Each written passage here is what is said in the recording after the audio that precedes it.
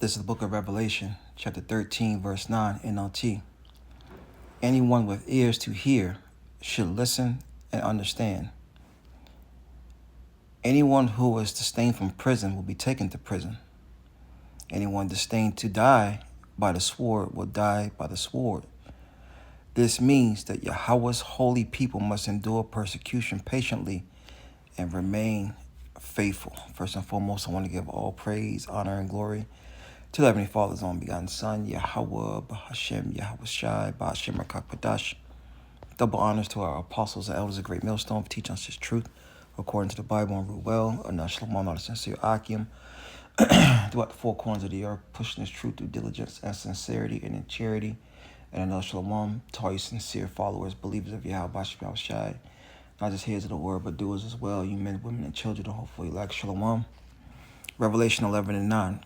13 and 9. KJV, if any man have an ear, let him hear.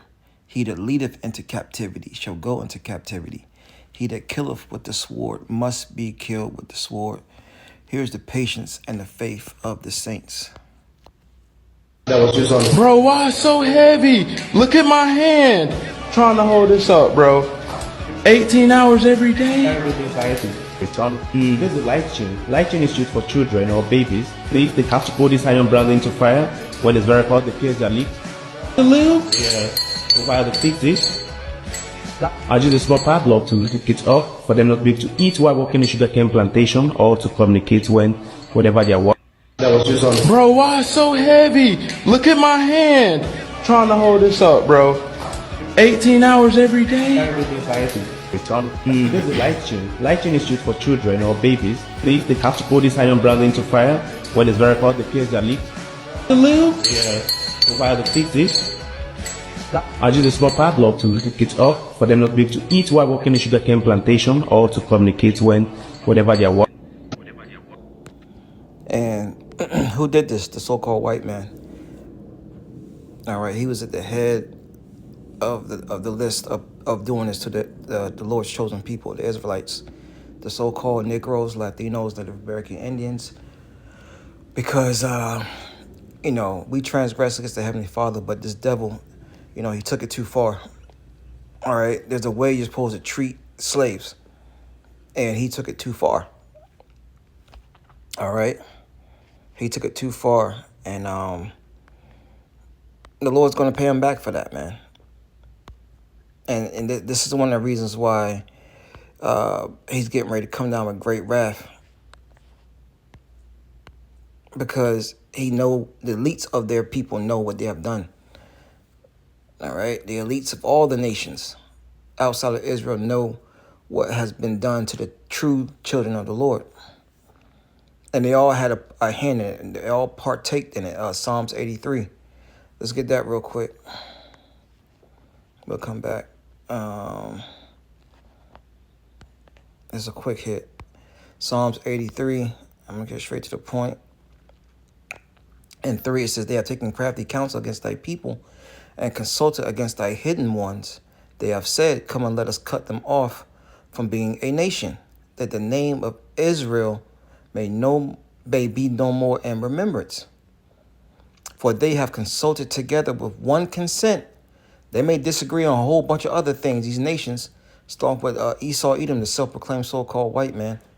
All right, 1682, I believe it is. Along with Ishmael, the Hamites, the Japhites,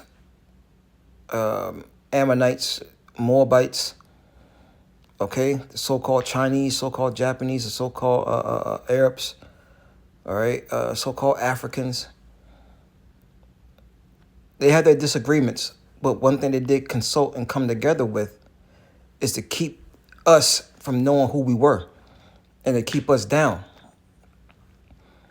All right, it says Psalms 83 and 5. It says, for they have consulted together with one consent. They are confederate against thee, the tabernacles of Edom. And these people are walking the earth today. There's no end to all the people. What changed was the names going behind these people, man. And you could thank Esau, Edom for that confusion.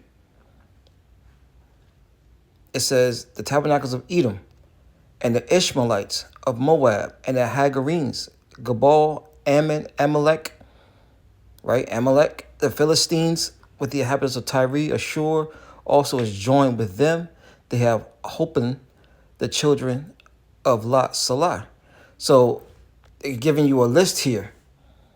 All right. And up until this very day, these things, the children of Israel are still captive, all right, amongst all these nations, mainly Edom.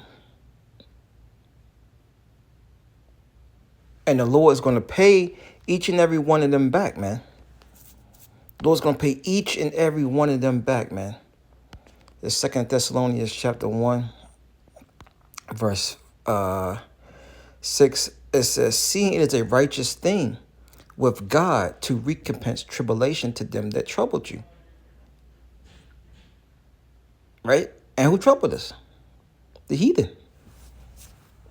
Right? You saw how heavy those shackles were. All right, that Jacob had to put on, had their mouths muzzled so they wouldn't eat, the food as they were picking the crops. That's a complete double for you, man. It says, verse 7, and to you who are troubled, rest with us. And we're all troubled, even down to the 2/3. We're supposed to be resting in the comfort of these scriptures, man. And knowing that we're not going to always be on the bottom. First fired, last hired. Okay? Subject to the curses, subject to payments. Things that, look, man, we're going to have servants and handmaids soon come. The roles are going to be reversed. And there's nothing wrong with that. That's the problem with our people. No, I don't want to have servants. I don't want to have handmaids. You a fool. That's true reparations. What happened unto us be done to the heathen, man. Anyway, it says, unto you who are troubled, rest with us when the Lord Yahushua shall be revealed from heaven with his mighty angels, man. All right. And you know they're going to pay because we're still found in this man's hands, man. Exodus 21:16, it says, and he that stealeth a man and selleth him, or if he be found in his hand, he shall surely be put to death. This is the scriptures. Well, you taking that out of context. It ain't talking about that. Well, we will see. We will see.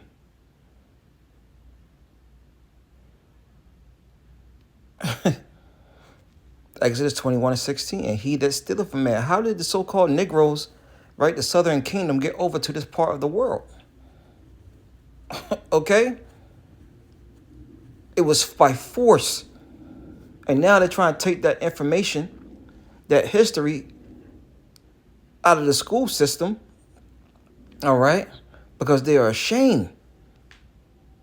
They are ashamed of what they have done. All right, and the Most High, who you even call God, requireth that which is past, man. Right? It's Ecclesiastes 3 and 15. It says, that which have been is now, and that which is to be has already been. Right? Referring to your spirit. We've all been here before. Contrary to popular belief.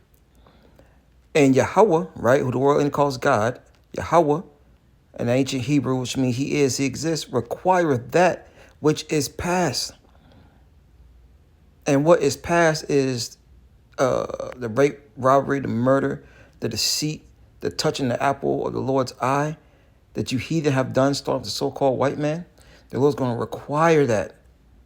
True justice is getting ready to reign upon you heathen, man.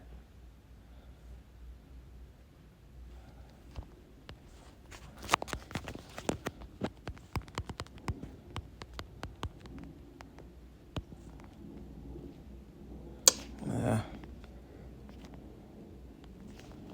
Let me see.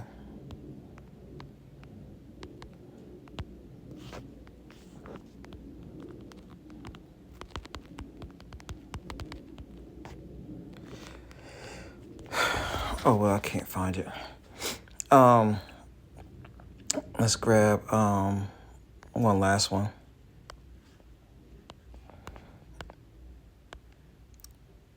This is Numbers 35 and 33.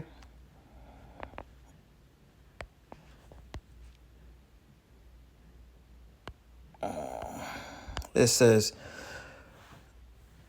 maybe my last one. I might grab another one. It says, so shall ye not pollute the land wherein ye are, for blood defileth the land.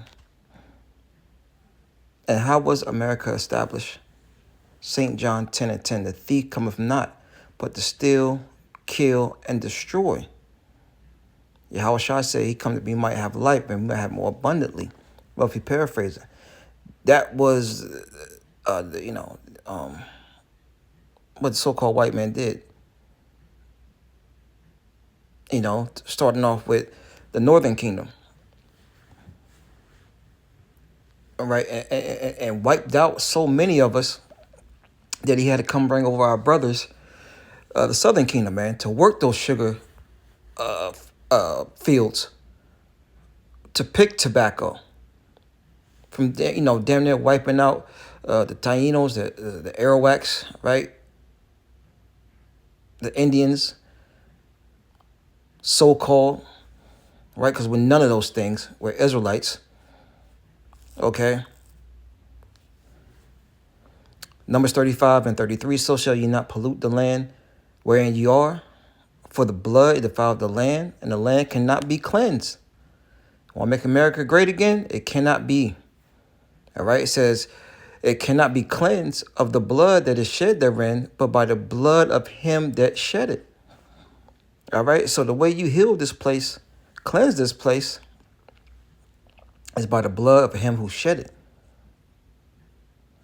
And the Lord said in Ezekiel 35, says, thou hast not hated blood, blood shall pursue thee. This is Ezekiel 35 and 5. It says, because thou hast a perpetual hatred and hast shed the blood of the children of Israel. Who did that? Once again, starting off with the self-proclaimed so-called white man. Look at his history. Look at his track record. By the force of the sword, which was his blessing, in the time of their calamity, in the time that their iniquity, right, their sins had an end, post-slavery, post-let us go, right, he kept forward in our affliction. Reading on verse 6, therefore, as I live, saith the Lord power, I will prepare thee unto blood. So the Lord's preparing blood for you heathen men. All right. He's preparing blood. It says, matter of fact, let me highlight it. It says, Ezekiel 35 and 6, therefore, as I live, saith the Lord power, I will prepare thee unto blood, and blood shall pursue thee. Seeth thou hast not hated blood, even blood shall pursue thee. Isaiah 14 comes to mind. Okay? Also Deuteronomy 30 and 7. All right, these were curses that will be put on the Israelites, but guess what? They're going to be put back on you heathen in the kingdom, man. And our kingdom. So I just want to touch on that. Lord wills, that's what's edifying. Shalom.